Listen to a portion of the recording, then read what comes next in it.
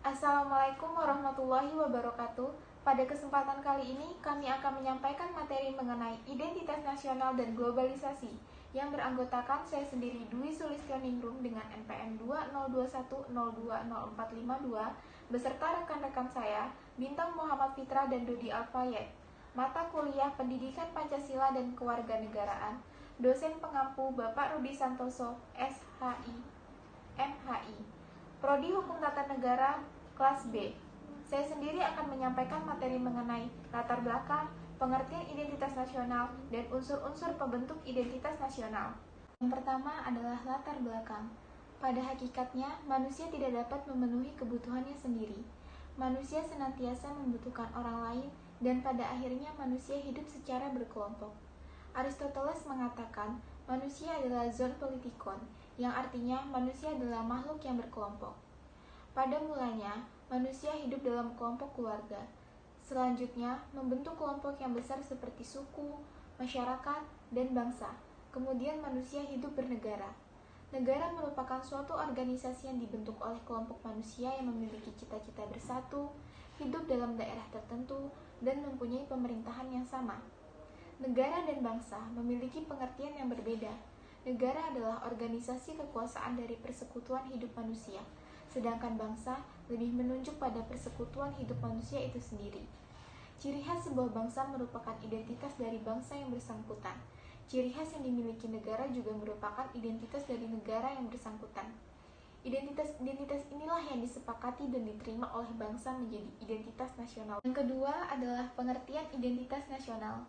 Identitas nasional dapat disamakan dengan identitas kebangsaan. Secara etimologis, identitas nasional berasal dari kata identitas dan nasional.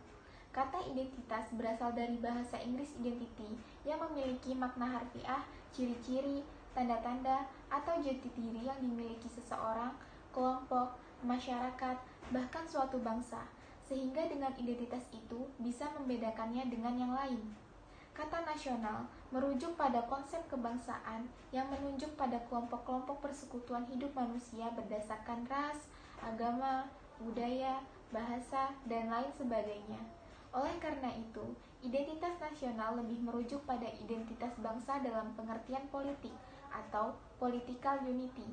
Dapat disimpulkan, identitas nasional merupakan manifestasi nilai-nilai budaya yang tumbuh dan berkembang dalam berbagai aspek kehidupan, dengan suatu ciri khas yang menjadikannya berbeda dengan bangsa lain. Beberapa unsur yang terkandung dalam identitas nasional. Yang pertama adalah pola perilaku. Adalah gambaran pola perilaku yang terwujud dalam kehidupan sehari-hari. 2. Lambang-lambang. Adalah sesuatu yang menggambarkan tujuan dan fungsi negara. 3.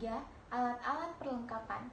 Alat perlengkapan yang digunakan untuk mencapai tujuan yang berupa bangunan, perabotan, dan teknologi. Yang keempat, tujuan yang ingin dicapai, yang bersumber dari tujuan yang bersifat dinamis dan tidak tetap, seperti budaya unggul dan prestasi dalam bidang tertentu. Ketiga, unsur-unsur pembentuk identitas nasional. Yang pertama, sejarah.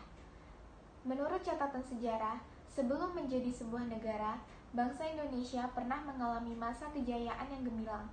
Dua kerajaan Nusantara yaitu Majapahit dan Sriwijaya. Semangat juang bangsa Indonesia dalam mengusir penjajah menurut banyak ahli telah menjadi ciri khas bagi bangsa Indonesia, yang kemudian menjadi salah satu unsur pembentuk identitas nasional. Yang kedua adalah kebudayaan, yaitu sebuah tradisi di mana manusia memahami lingkungan di daerah yang ia tinggal meliputi 3 unsur, yaitu akal budi, peradaban, dan pengetahuan. Yang ketiga adalah suku bangsa, adalah golongan yang berisi seseorang yang sama karena berdasarkan garis keturunan. Biasanya dapat diketahui dari aksen dan gaya bicara. Selain itu, orang tersebut akan mengetahui memiliki budaya dan adat yang sama. Yang keempat, agama adalah sebuah identitas manusia mengenai kepercayaannya terhadap Tuhan Yang Maha Esa. Di Indonesia sendiri diakui 6 agama. Yang pertama, Islam, Katolik, Kristen, Hindu, Buddha, dan Konghucu. Yang kelima, bahasa. Bahasa Indonesia adalah salah satu identitas nasional Indonesia yang penting. Sekalipun Indonesia memiliki ribuan daerah, Kedudukan bahasa Indonesia adalah sebagai bahasa penghubung antara kelompok etnis yang mendiami Kepulauan Nusantara, memberikan nilai identitas tersendiri bagi bangsa Indonesia. Sekian yang dapat saya sampaikan, dan materi selanjutnya akan disampaikan oleh rekan saya, Dodi Alfayet. Izin memperkenalkan diri, nama saya Dodi Alfayet dengan NPM 2021020052. Di sini saya ingin melanjutkan materi dari rekan saya, Dwi Sulistioningrum, yaitu faktor pembentukan identitas bersama dan identitas nasional Indonesia. Baik, materi pertama yaitu faktor pembentukan identitas bersama. Proses pembentukan bangsa, negara membutuhkan identitas-identitas untuk menyatukan masyarakat bangsa yang bersangkutan. Faktor-faktornya adalah sebagai berikut. Yang pertama, primordial. Yang merupakan faktor-faktor primordial adalah ikatan kekerabatan atau darah dan keluarga, dan kesamaan suku bangsa, daerah, bahasa, dan adat istiadat. Walaupun ikatan kekerabatan dan kesamaan budaya tidak menjamin terbentuknya suatu bangsa, namun kemajemukan secara budaya mempersukar pembentukan satu nasionalitas baru. Karena perbedaan ini akan melahirkan konflik nilai, seperti yang terjadi pada Malaysia sebab kemajemukan suku bangsa. Yang kedua, faktor sakral. Yang merupakan faktor-faktor sakral adalah kesamaan agama yang dipeluk oleh suatu masyarakat atau ideologi doktriner yang kuat dalam suatu masyarakat. Kesamaan agama atau ideologi tidak menjamin terbentuknya suatu bangsa negara, seperti 10 negara Arab untuk Islam dan puluhan negara Amerika Latin untuk Katolik. Yang ketiga, faktor tokoh.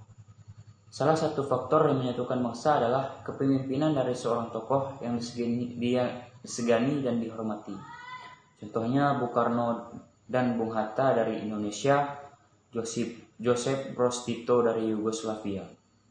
Yang keempat, faktor sejarah.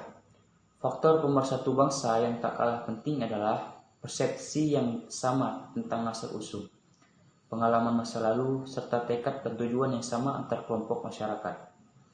Dan yang kelima, Bhinneka Tunggal Ika.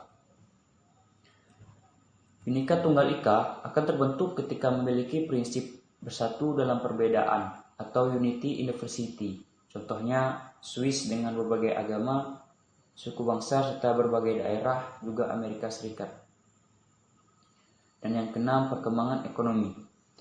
Perkembangan ekonomi akan menimbulkan solidaritas dan persatuan masyarakat. Contohnya Eropa Barat dan Amerika Utara. Yang ketujuh, kelembagaan. Lembaga-lembaga pemerintahan dan politik seperti birokrasi, angkatan bersenjata, dan partai politik berperan dalam menyatukan berbagai kepentingan yang ada di kalangan penduduk, sehingga membentuk kepentingan nasional. Nah, kemudian materi yang kedua yaitu identitas nasional Indonesia.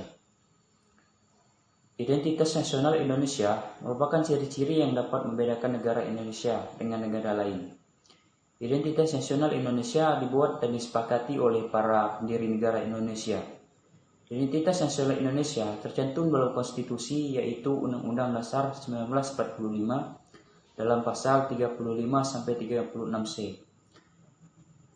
Identitas nasional Indonesia menunjukkan jati diri Indonesia. Di antaranya adalah sebagai berikut. Yang pertama, bahasa nasional atau bahasa persatuan, yaitu bahasa Indonesia. Bahasa merupakan unsur pendukung identitas nasional yang lain. Bahasa dipahami sebagai sistem perlambang yang secara arbiter dibentuk atas unsur-unsur ucapan manusia dan yang digunakan sebagai sarana berinteraksi antar manusia. Yang kedua, bendera negara, yaitu sang merah putih. Bendera adalah sebagai salah satu identitas nasional karena bendera merupakan simbol suatu negara agar berbeda dengan negara lain. Seperti yang sudah tertera dalam Undang-Undang 1945 pasal 35 yang menyatakan bahwa bendera negara Indonesia adalah sang merah putih. Warna merah dan putih juga memiliki arti sebagai berikut. Merah yang artinya berani dan putih yang artinya suci. Yang C, lagu kebangsaan, yaitu Indonesia Raya. Lagu Indonesia Raya diciptakan tahun 1924, pertama kali dimainkan pada Kongres Pemuda pada tanggal 28 Oktober 1928. Setelah proklamasi kemerdekaan Indonesia, pada tanggal 17 Agustus 1945. Lagu ini dikarang oleh Wade Rudolph Supratman ini dijadikan lagu kebangsaan Indonesia. Yang keempat, lembaga negara yaitu Pancasila, seperti yang dijelaskan pada Undang-Undang Dasar 1945 dalam pasal 36A, bahasa lambang negara Indonesia adalah Garuda Pancasila. Garuda Pancasila di sini yang dimaksud adalah burung Garuda yang melambangkan kekuatan bahasa Indonesia.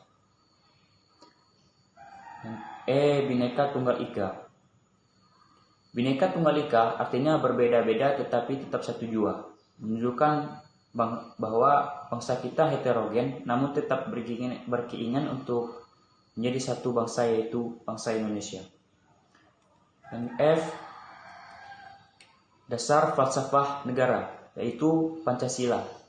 Pancasila adalah kumpulan nilai atau norma yang meliputi sila-sila Pancasila sebagai yang tercantum dalam pembukaan Undang-Undang 1945. Alinea 4 yang telah ditetapkan pada tanggal 18 Agustus 1945. Yang G, konstitusi hukum dasar negara, yaitu Undang-Undang 1945. Undang-Undang Dasar adalah peraturan perundang-undangan yang tertinggi dalam negara dan merupakan hukum dasar tertulis yang mengikat berisi aturan yang harus ditaati. Hukum dasar negara meliputi keseluruhan sistem ketatanegaraan yang berupa kumpulan peraturan yang membentuk negara dan mengatur pemerintahannya. Kemudian, konsepsi wawasan Nusantara. Wawasan artinya pandangan tinjauan, penglihatan atau tanggap, indrawi kata nasional, menunjukkan kata sifat atau ruang lingkup. Bentuk kata yang berasal dari istilah nasion itu berarti bangsa yang telah mengidentifikasikan diri ke dalam kehidupan bernegara, atau secara singkat dapat dikatakan sebagai bangsa yang telah menegara. Dan yang terakhir, kebudayaan daerah yang telah diterima sebagai kebudayaan nasional, pengetahuan manusia sebagai makhluk sosial yang isinya adalah perangkat-perangkat atau model-model pengetahuan secara kolektif digunakan oleh pendukung-pendukungnya untuk menafsirkan dan memahami lingkungan yang dihadapi dan digunakan sebagai rujukan dan pedoman untuk bertindak. Nama saya Bintang Muhammad Fitra dengan NPM 2021 020275 akan menyampaikan materi selanjutnya tentang globalisasi, keterkaitan identitas nasional dan globalisasi. Yang pertama adalah globalisasi. Globalisasi adalah diambil dari kata global yang maknanya ialah universal. Globalisasi belum memiliki definisi yang mapan kecuali sekedar definisi kerja, working definition. Sehingga tergantung dari sisi mana orang yang melihatnya. Ada yang memandangnya sebagai suatu proses sosial atau proses sejarah atau proses alamiah yang akan membawa seluruh bangsa dan negara di dunia makin terikat satu sama lain, mewujudkan satu tatanan kehidupan baru atau kesatuan koeksistensi dengan menyingkirkan batas-batas geografis, ekonomi dan budaya masyarakat. Globalisasi adalah proses penyebaran unsur-unsur baru, khususnya yang menyangkut informasi secara mendunia melalui media cetak dan elektronik. Khususnya globalisasi terbentuk karena ada kemajuan di bidang komunikasi dunia. Globalisasi terjadi karena faktor-faktor nilai budaya luar seperti A. Selalu meningkatkan pengetahuan, B. Patuh hukum, C. Kemandirian, D. Keterbukaan, E. Rasionalisasi, F. Etos kerja, G. Kemampuan memprediksi, H. Efisiensi dan produktivitas, I. Keberanian bersaing, dan J. Manajemen risiko. Globalisasi terjadi melalui berbagai saluran, di antaranya A. Lembaga pendidikan dan ilmu pengetahuan, B. Lembaga keagamaan, C. Industri internasional dan lembaga perdagangan, D. Wisata mancanegara, E. Saluran komunikasi dan telekomunikasi internasional, F. Lembaga internasional yang mengatur peraturan internasional, G. Lembaga kenegaraan seperti hubungan diplomatik dan konsuler. Unsur globalisasi yang sukar diterima masyarakat adalah sebagai berikut. A.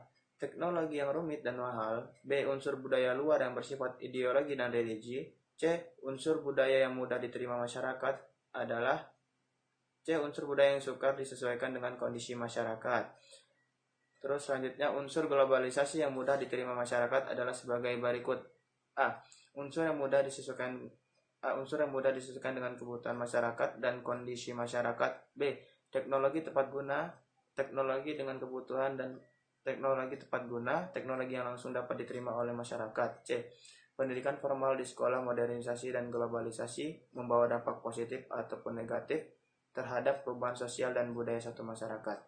Selanjutnya, keterkaitan identitas nasional dan globalisasi. Identitas nasional merupakan manifestasi nilai-nilai budaya yang sudah tumbuh dan berkembang sebelum masuknya agama-agama besar di bumi Nusantara ini dalam berbagai aspek kehidupan. Dari ratusan suku yang kemudian dihimpun dalam satu kesatuan Indonesia menjadi kebudayaan nasional dengan acuan Pancasila dan roh Bhinneka Tunggal Ika sebagai dasar dan arah pengembangannya dalam kehidupan berbangsa dan bernegara. Dengan perkataan lain, dapat dikatakan bahwa hakikat identitas nasional kita sebagai bangsa di dalam hidup dan kehidupan berbangsa dan bernegara adalah Pancasila yang aktualisasinya tercermin dalam berbagai penataan kehidupan kita dalam arti luas. Misalnya dalam pembukaan beserta Undang-Undang Dasar kita, sistem pemerintah yang diterapkan nilai-nilai etik, moral, tradisi, bahasa, mitos, ideologi, dan lain sebagainya yang secara normatif diterapkan di dalam pergaulan, baik dalam tataran nasional maupun internasional. Konsekuensi dan implikasinya adalah identitas nasional juga sesuatu yang terbuka, dinamis, dan dialektis untuk ditafsir dengan diberi makna baru agar tetap relevan dengan fungsional dalam kondisi aktual yang berkembang dalam masyarakat. Sebagaimana dirumuskan oleh para pendiri negara kita dalam pembukaan, khususnya dalam pasal 32 Undang-Undang Dasar 1945 beserta penjelasannya, yaitu pemerintah memajukan kebudayaan nasional Indonesia yang diberi penjelasan.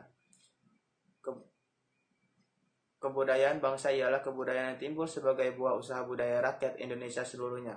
Kebudayaan lama dan asli terdapat di berbagai puncak-puncak kebudayaan di daerah seluruh Indonesia, terhitung sebagai kebudayaan bangsa.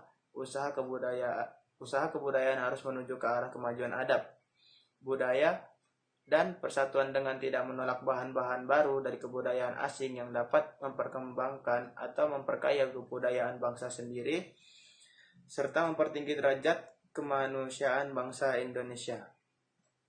Dengan demikian, secara konstitusional, pengembangan kebudayaan untuk meminta dan mengembangkan identitas nasional kita telah diberi dasar dan arahnya terlepas dari apa dan bagaimana kebudayaan itu dipahami, yang dalam hasanah ilmiah terdapat tidak kurang dari 166 definisi sebagaimana dinyatakan oleh Kroeber dan Kluckhohn di tahun 1952. Globalisasi sebagai sebuah gejala tersebarnya nilai-nilai dan budaya tertentu ke seluruh dunia, sehingga menjadi budaya dunia atau world culture telah terlihat. Semenjak lama, cikal bakal dari persebaran budaya dunia ini dapat ditelusuri dari perjalanan para penjajah Eropa Barat ke berbagai tempat di dunia ini. Lucian Webby 1966. Namun perkembangan globalisasi kebudayaan secara intensif terjadi pada awal ke-20 dengan berkembangnya teknologi komunikasi. Kontak melalui media menggantikan kontak fisik sebagai sarana utama komunikasi. Hal ini menyebabkan semakin cepatnya berkembangnya globalisasi kebudayaan. Ciri berkembangnya globalisasi kebudayaan adalah 1. Berkembangnya pertukaran kebudayaan internasional. 2. Penyebaran prinsip multikebudayaan, multikulturalisme, dan kemudahan akses suatu individu terhadap kebudayaan lain di luar kebudayaannya. 3. Berkembangnya turisme dan pariwisata. 4. Semakin banyak imigrasi dari suatu negara ke negara lain. 5. Berkembangnya mode yang berskala global seperti pakaian, film, dan lain-lain. 6. Bertambah banyaknya event-event berskala global seperti Piala Dunia FIFA. Munculnya arus globalisme yang dalam hal ini bagi sebuah negara yang sedang berkembang akan mengancam eksistensinya. Kita memang tidak suka dengan globalisasi, tetapi tidak bisa menghindarinya. Mampu tidaknya kita menjawab tantangan globalisasi adalah bagaimana kita bisa memahami dan melaksanakan Pancasila dalam setiap kita berpikir dan bertindak. Persoalan utama Indonesia dalam mengarungi lautan global ini adalah masih banyaknya kemiskinan, kebodohan, dan kesenjangan sosial yang masih lebar, dan beberapa persoalan di atas apabila kita mampu memaknai kembali Pancasila dan kemudian di mana dari diri kita masing-masing untuk bisa menjalankan dalam kehidupan sehari-hari, maka globalisasi akan dapat kita arungi dan keutuhan NKRI masih bisa terjaga. Perkenalkan, nama saya Gilo Winardo, NPM 1621020202. Di sini saya akan menjelaskan kesimpulan identitas. Identitas adalah ungkapan nilai-nilai budaya suatu bangsa yang bersifat khas dan membedakannya dengan bangsa lain. Kekhasan yang melekat pada sebuah bangsa banyak dikaitkan dengan sebutan identitas nasional. Namun demikian, proses pembentukan identitas nasional bukan sesuatu yang sudah selesai, tetapi sesuatu yang terus berkembang dan kontekstual mengikuti perkembangan zaman. Globalisasi berpengaruh pada hampir semua aspek kehidupan masyarakat. Ada masyarakat yang dapat menerima adanya globalisasi, seperti generasi muda, penduduk dengan status sosial tinggi, dan juga masyarakat kota. Namun, ada pula masyarakat yang sulit menerima atau bahkan menolak globalisasi, seperti masyarakat di daerah terpencil, generasi tua, dan juga masyarakat yang belum siap baik fisik maupun mental. Sekian kesimpulan dari kelompok kami. Saya akhiri. Wassalamualaikum warahmatullahi wabarakatuh.